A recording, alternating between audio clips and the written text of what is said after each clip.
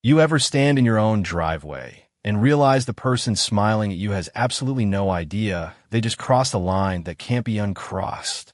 That thought didn't come with panic. It didn't come with anger either. It came quietly, almost calmly, the way certain truths do when your mind recognizes something before your emotions catch up. Because the moment I stepped out onto my driveway that afternoon, keys still in my hand, heat rising off the concrete in slow, shimmering waves, I saw her, Rebecca Holloway, standing right beside my truck, and the sound hit me before anything else. That dry, ripping sound, like duct tape being peeled off metal that's been sitting under the sun too long. Rough, sticky, unmistakable. It cut through the stillness of a neighborhood in a way that didn't belong there. This was the kind of neighborhood where sounds were controlled, predictable, lawnmowers at scheduled hours, sprinklers ticking in even intervals, car doors closing with polite restraint. Not this, not that tearing sound. I took 2 slow steps forward, not rushing, not calling out, just watching. Rebecca had one hand pressed flat against the side of my truck, her palm resting on the metal like she owned it, and the other hand gripping the edge of a bright yellow marker stuck to the driver's side door. Her nails were perfectly done. Of course they were. Everything about Rebecca was always precise. Hair styled just enough to look effortless. Clothes pressed like she stepped out of a catalog for controlled suburban authority. And right now, those same careful fingers were digging under the corner of something she didn't understand. She peeled slowly at first, testing the edge, then firmer. The adhesive stretched in thin, pale strands before snapping free. The piece curled as it came off, folding it on itself like something that had just been exposed to air too quickly. It dropped near her foot. She didn't even look down at it. Instead, she looked up at me and smiled. That small, tight smile people use when they believe they're doing you a favor. "You're welcome, by the way." Her tone was light, almost pleasant, like she expected appreciation. That thing was an eyesore. I didn't answer, didn't move. My eyes stayed on the spot where the marker had been. A clean rectangle. Too clean, too exact, too intentional to be what she thought it was. But to Rebecca, intention didn't matter unless it came from her system. If it didn't pass through HOA approval, it didn't count. If it didn't match her idea of uniformity, it didn't belong. She didn't ask what it was, didn't check, didn't hesitate, because in her world, hesitation meant weakness. And Rebecca Holloway had built her entire identity on never appearing weak. She reached for the second marker. Faster this time, more confident, like the first one had already proven whatever point she thought she was making. And maybe that's what struck me the most in that moment. Not what she was doing, but how certain she was while doing it. That kind of certainty only exists when someone has never been seriously challenged before. When every past confrontation has ended in their favor. When the system they operate in has always reinforced their authority. Planmating, neighborhood complaints, letters sent, warnings issued, finis written, all of it working exactly the way she expected. And now she stood there, in my driveway, operating under the assumption that this was just another one of those moments. Another homeowner corrected, another problem removed, another small victory added to her record. The second marker came off with a sharper pull. This time the tearing sound was louder, more aggressive. It echoed just slightly against the quiet street. She dropped the piece casually, like it had no weight, no meaning, no consequence. "Next time," she said, brushing her fingers together lightly, "read the community guidelines." Her heel came down on the torn piece, pressed it into the concrete. Final, decisive, controlled. I looked down at it, then back at her. "Are you sure you want to do that?" The question landed, but not the way I intended. She laughed, short, dismissive, like I had just said something mildly entertaining, but ultimately irrelevant. "I don't need permission to enforce rules." And before I could say anything else, she reached for the third one. That was the moment. Something shifted. Not outside. Inside. Quiet. Precise. Like a switch being flipped in a system that had been waiting for exactly this input. Because those markers, they weren't decorations. They weren't optional. And they definitely weren't something you could remove because you didn't like how they looked. But Rebecca didn't know that.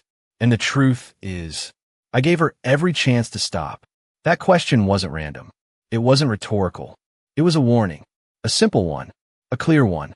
But she didn't hear it. Because people like Rebecca don't listen for warnings. They listen for resistance. And when they don't hear it, they assume they're safe. She pulled the third marker free, then the fourth, each one tearing away with that same dry sound. Each one falling to the ground like a piece of something that should have stayed exactly where it was. By the time she finished, there was nothing left on the side of my truck. Just empty space, clean outlines, and scattered fragments at her feet.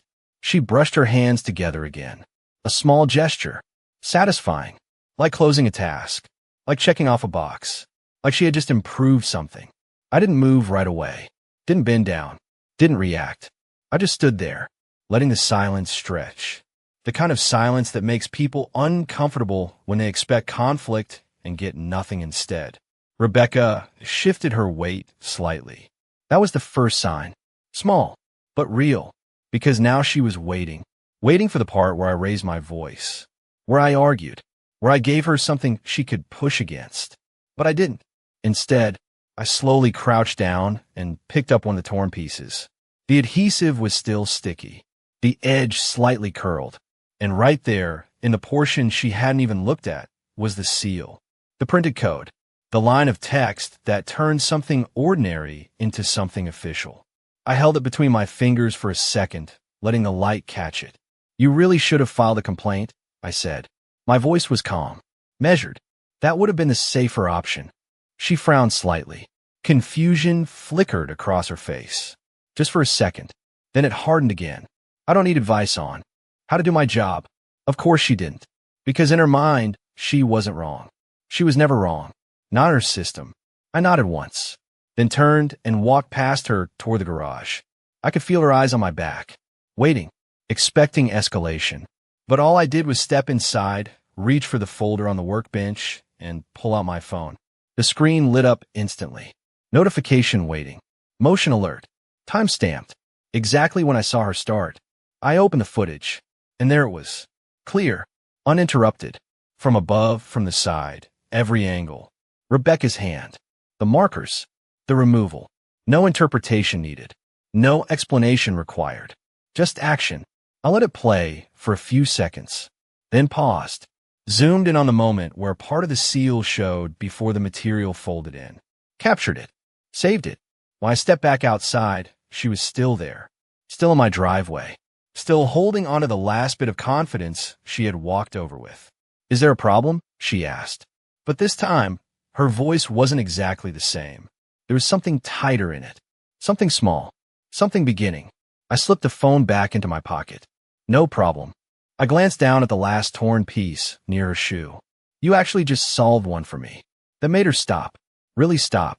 Not just react. Pause. Process. Her eyes narrowed slightly. Try to read me. Trying to understand why I wasn't reacting the way she expected. But I didn't explain. I didn't need to. Some things are better understood later, when there's no way to undo them. I stepped toward the truck, ran my hand slowly over the empty panel, felt the slight difference in texture, the residue, the absence, closed my eyes for just a moment, and I could hear it again, the judge's voice, 2 weeks earlier, calm, precise, every word placed exactly where it needed to be. Visible markers must remain intact. Non removable. Subject to monitoring. Interference carries consequences. No emotion. No drama. Just fact. I opened my eyes, looked at Rebecca, gave a small nod. "Have a good afternoon, Rebecca," and walked around to the driver's side like nothing had happened, even though everything had already changed. The engine came to life with that low, steady rumble I trusted more than most people. Predictable. Consistent. Unlike everything that had just happened in my driveway.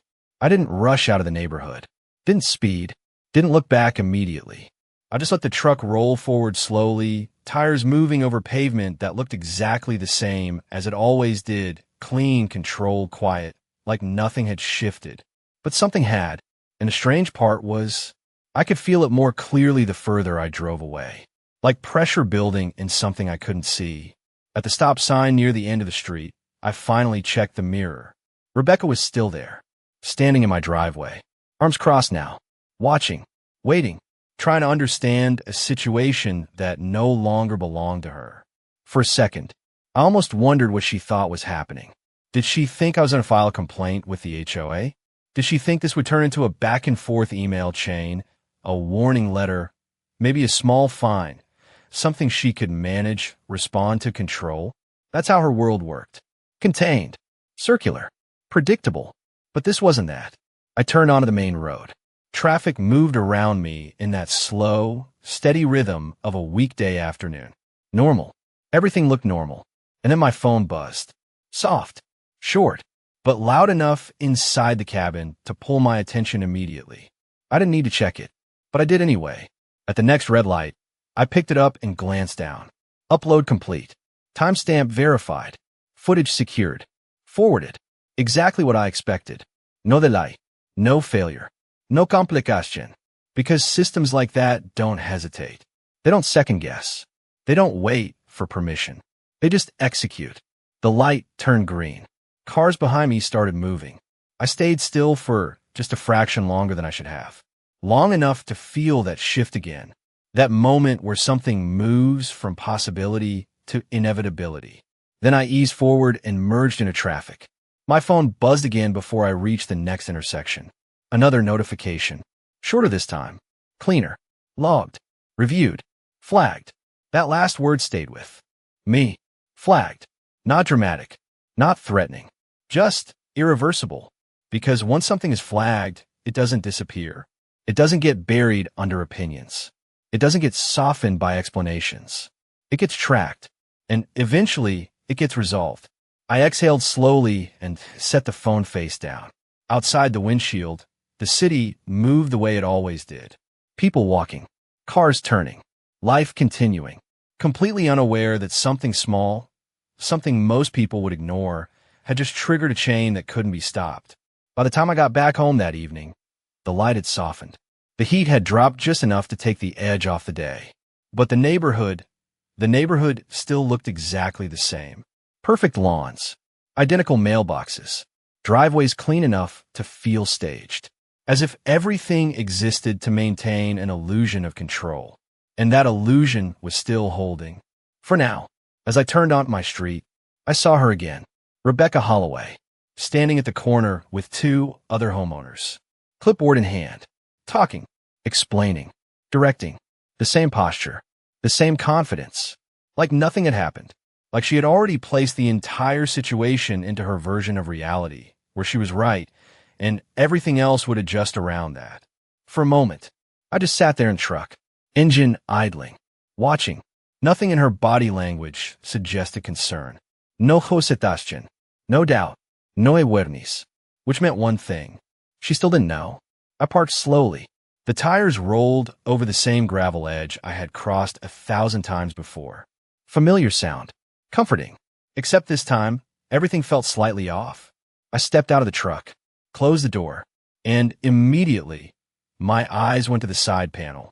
The empty space. Still there. Still wrong. Not messy. Not damaged. Just missing something that was supposed to exist. And once you notice something like that, you can't unsee it. I walked up the driveway. Didn't look toward Rebecca, but I could feel it. The shift. The moment she noticed me. Conversations always change when the subject walks into view. There's a pause. A slight drop in volume. A redirect of attention. Then her voice came. Sharp enough to carry. Controlled enough to sound intentional. Ethan. I stopped. Turned just enough. Yeah. I expect you'll correct the rest of those violations by tomorrow. There was again. That same structure. That same assumption. That everything still existed inside her system. I nodded once. There's nothing left to correct. The two homeowners beside her exchanged a quick glance. Rebecca smiled. That same thin smile. There's always something to correct. I let a second pass. Then answered. Not anymore. Something shifted in her face. Small. Barely visible. But real. And for the first time since I had seen her that day, there was a crack. I turned back toward the garage. Pressed the opener. The motor kicked in with a low, steady hum. The door lifted, and I stepped inside. The smell of oil and warm metal hit me immediately. Grounding. Predictable. Reliable. Everything the outside world wasn't. I reached for my phone again. Unlocked it. Checked the status. Updated. Reviewed. Escalated. That word carried weight. Not loud. Not dramatic. But final. Escalated meant it had moved beyond the first layer. Beyond simple acknowledgement. Into action. Outside, I could still hear Rebecca talking. Still explaining. Still operating. Still unaware that the ground under her had already shifted. I glanced toward the open garage door. She stood at the edge of the street. Still confident. Still composed. Still functioning inside a system she believed she controlled. And for a moment, I almost said something. Almost warned her. Almost gave her a chance to understand. But then I stopped. Because warnings only matter before decisions are made. And hers had already been made. The garage door began to close. Slow. Steady. The outside world narrowing into a strip of fading light. And as it sealed shut, one thought settled in my mind with absolute clarity. She still thought this was about rules. But the moment she touched those markers, it stopped being about rules entirely. That night settled over the neighborhood in layers. Quiet. Controlled. Routine. The kind of quiet that feels safe until you understand what's underneath it. I sat at the workbench again. Folder open. Documents aligned. Every page exactly where it belonged. I didn't need to read them. I already knew every line. Visible markers must remain intact. Any removal constitutes interference. Interference triggers review. Simple, clear, unavoidable. That's the difference between structured authority and constructed authority. Rebecca operated in constructed authority. Policies, votes, guidelines, things that could be debated, adjusted, ignored if necessary. But this wasn't that. This was structured. It didn't bend. It didn't argue. It didn't negotiate. My phone buzzed. I picked it up. Another update. Acknowledged and assigned. Assigned. That was it. That was the moment I knew it had moved completely out of my hands. From here on, it would run on its own. And once a system like that starts, it doesn't stop because someone regrets what they did. I stood up, walked to the shelf, picked up the replacement markers. Still sealed. Untouched. Identical. I turned them slightly under the light. Watched the surface reflect just enough to reveal the embedded detail. Then I placed them back. Carefully. Exactly where they had been. Not my move anymore. Not my timing. Not my decision. And that distinction mattered. More than most people would understand. I turned off the light. The garage dropped into darkness. Except for the faint glow coming from the streetlights outside. I stood there for a second. Listening. The neighborhood breathing. Living. Unaware. And somewhere, Rebecca Holloway was probably going through her evening routine. Checking emails. Reviewing notes. Planning her next move. Still believing this was something she could manage. Morning came soft. Gray light filtering through the windows. Quiet. Routine. I was already awake. Not because I couldn't sleep. Because my mind already knew this day mattered. Coffee. Water. Same steps. Same rhythm. I stepped outside with a mug warm in my hand. And there was again. The truck. The empty panel. The absence. More visible in the morning light. More obvious. More wrong. I walked closer. Ran my fingers over the surface. Felt the residue. The edge. The reminder. And then I saw movement. Rebecca. Stepping out of her house. Phone to her ear. Clipboard in hand. Already talking. Already directing. Already operating. Like nothing had changed. She paced 2 steps. Nodded. Then looked up. Saw me. Saw the truck. Saw nothing had been fixed. Her expression tightened. Just slightly. She ended the call immediately. Started walking toward me. Measured. Controlled. Deliberate. I gave you until today. You did. Then why is this still not fixed? I looked at the panel. Then back at her. Because it's already handled. That irritated her. I saw it. No, it's not. Her tone sharpened. I removed those. And until this property is brought into compliance, there will be consequences. I set the coffee mug down. The sound was soft, but it landed. You already created the consequences. That stopped her. For real this time. Not just reaction. Disruption. Confusion. Then, behind her, I heard it. A vehicle. Approaching. Slow. Controlled. Not part of the usual flow. She didn't notice it yet.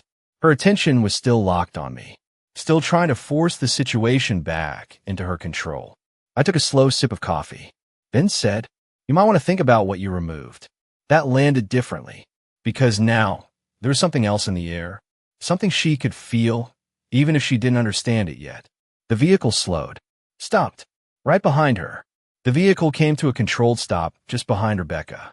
Not loud, not dramatic, just precise.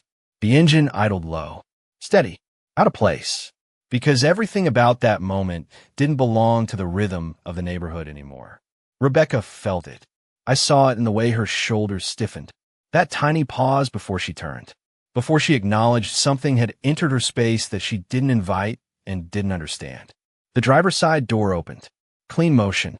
No hositación. A man stepped out. Dark suit. Straight posture. Measured movement. He didn't look around like someone unsure of where he was.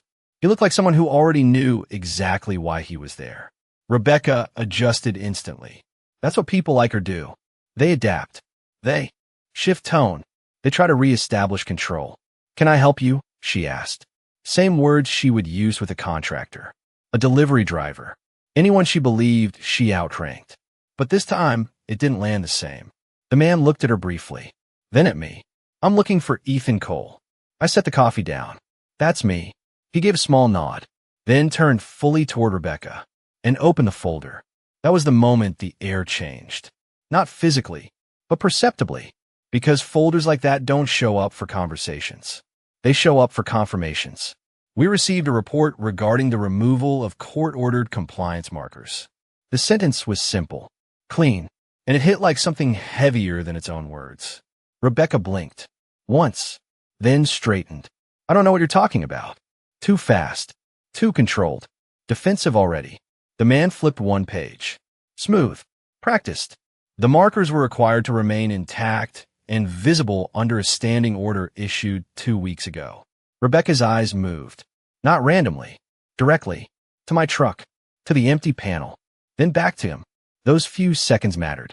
Because that's when the first connection formed. Not full understanding. Not yet.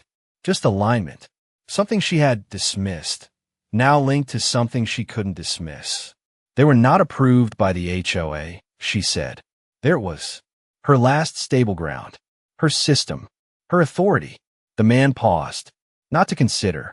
To allow the irrelevance of that statement to exist briefly before removing it. The order does not require HOA approval. Flat. Final. That's when it shifted. Not loudly. Not dramatically. But completely. Rebecca took a small step back. Barely noticeable. Unless you were looking for it. "I was correcting a violation," she said. Now there was tension in her voice. A slight strain. The beginning of justification. The man flipped another page. "The removal has been documented." A short glance at me, then back to her. "And it has been formally logged." Logged. That word landed differently. Because logged means permanent. Logged means recorded. Logged means it cannot be undone. Rebecca looked at me. Not as a homeowner. Not as a problem. As something else entirely. Something she hadn't identified before. Behind her, the neighborhood had started to notice. You could feel it. Subtle shifts. Curtains moving. A door opening slightly longer than necessary. Someone pausing mid-step at the sidewalk. Attention spreads fast when power meets something bigger than itself. Rebecca felt it too. Her posture tightened.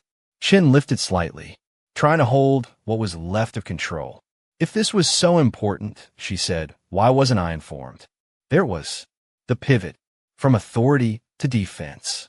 The man didn't change expression. The requirement was physically posted. Pause. The markers you removed were the notice. That was it. That was the moment everything settled. Not confusion. Not speculation. Understanding. Clear. Complete. Too late. Rebecca didn't respond immediately. Because there was nothing left to respond with. Her system had no answer for this one. The man closed the folder halfway. "This is not a matter of neighborhood policy." His tone remained unchanged. "It is a matter of compliance with an active order." The words didn't rise. They didn't need to. Because weight doesn't come from volume. It comes from structure. Rebecca exhaled slightly. A short sound. Not quite a laugh. Not quite disbelief. I was acting within my authority. The man nodded once. Not agreement. Acknowledgement. That authority does not supersede a court directive. That was the end. Not because the conversation stopped. Because it had nowhere else to go. One of the neighbors had stepped closer now. Not enough to be obvious. Enough to hear. Enough to witness. Rebecca noticed. Of course she did. Her entire identity was built on being seen in control. And now she wasn't. The man stepped back. Subtle shift. Conclusion. Further communication will follow through official channels. He didn't wait for a reply. Didn't need one. He turned. Walked back to the vehicle. Got in. Door closed. Engine engaged. And then, he was gone. Just like that. No escalation. No argument. No scene. And, somehow, that made it heavier. Rebecca stood there, still holding the clipboard, but not holding it the same way anymore. Not as a tool. Not as authority. Just holding it, because she didn't know what else to do with her hands. The neighborhood sounds came back slowly, like someone raising volume after muting it. A sprinkler ticking. A distant car. A dog barking. Normal. Except nothing was normal anymore. You knew. Her voice was quieter now. Flattened. I nodded. I understood what they were. She looked at the truck again. At the empty space. Then back at me. No one told me.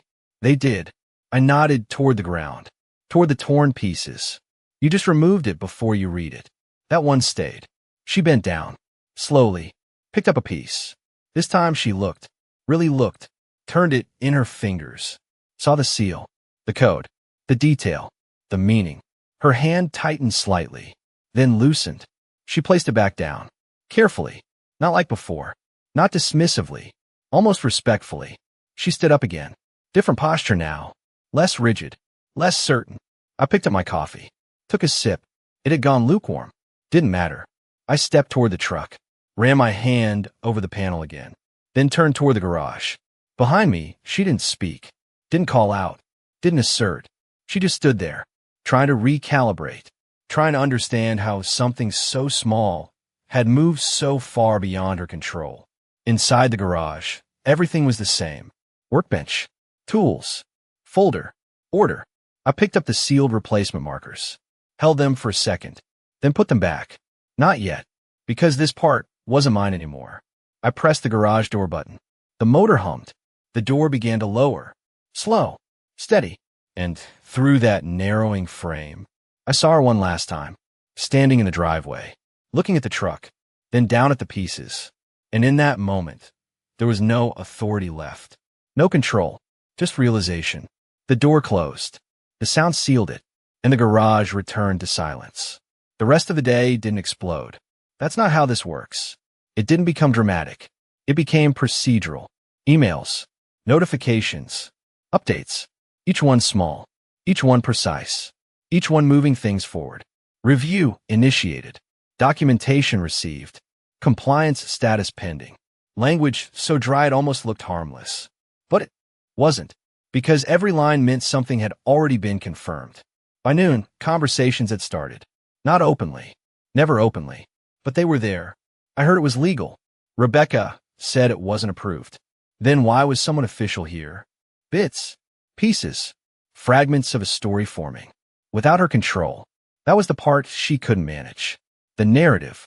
Because once enough people see something real, the version someone tells stops matching. That evening, I saw her again. No clipboard this time. Standing outside with 2 board members. Talking. Explaining. Trying to hold structure together. I stayed where I was. Didn't approach. Didn't listen. Didn't need to. Because whatever she was saying, it was already too late. One of them, Daniel, walked over. Careful steps. Measured. Rebecca says there's been a misunderstanding. No, he hesitated. Is this serious? Yes. That was enough. He understood. And when he walked back, he walked differently. The next morning, the inspection came. Exactly on time. 9:12. White vehicle. Official seal. Clipboard. No noise. No spectacle. Just process. He examined the truck. Photographed the surface. Checked the location. Did you replace them? No. Good. That word again. Good. Because the absence mattered. The proof mattered. He finished, left, and as he did, Rebecca stepped outside, saw everything, and went back inside immediately. Know that